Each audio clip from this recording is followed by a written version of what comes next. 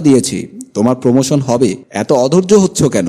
লাবিবা বলল, স্যার আপনি যদি প্রমোশনের ফর্মটা একটু পূরণ করে দিতেন তাহলে আমার মনটা উৎফুল্ল থাকতো আর আপনাকে আমি মন ভরে আনন্দ দিতে পারতাম। সামাদ বলল, ও তাই নাকি, আচ্ছা দিচ্ছি। একটা ফর্ম বের করে সই করে দিয়ে বলল, এই নাও তোমার আশা পূরণ করে দিলাম, এবার তুমি আমার মনের খায়েশ পূরণ করে দাও। লাবিবা বলল, হ্যাঁ অবশ্যই পূরণ করব স্যার। সামাদ লাবিবাকে আবার শুইয়ে দিল। লাবিবার স্বামী বিরল রাতে বেডরুমে শুয়ে ছটফট করছে, কারণ বউকে পাঠিয়েছে তার বসের কাছে।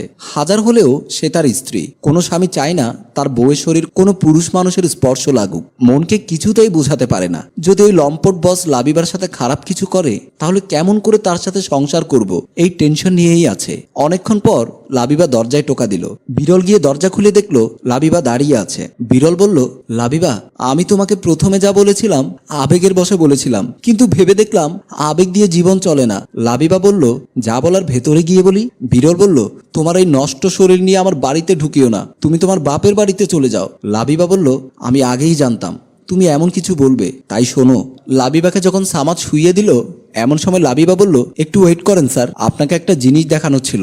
সামাদ বলল, আবার কি দেখাবে? লাবিবা মোবাইলটা বের করে সামাদের সামনে ধরলো। ওখানে দেখলো সামাদ যে কয়জন মেয়ে নিয়ে আনন্দ ফুর্তি করেছে তাদের মধ্যে কয়েকজনের সাথে অন্তরঙ্গ ভিডিও। এইসব দেখে সামাদ চোখ বড় বড় করে বলল, লাবিবা তুমি এই ভিডিও কোথায় পেয়েছো?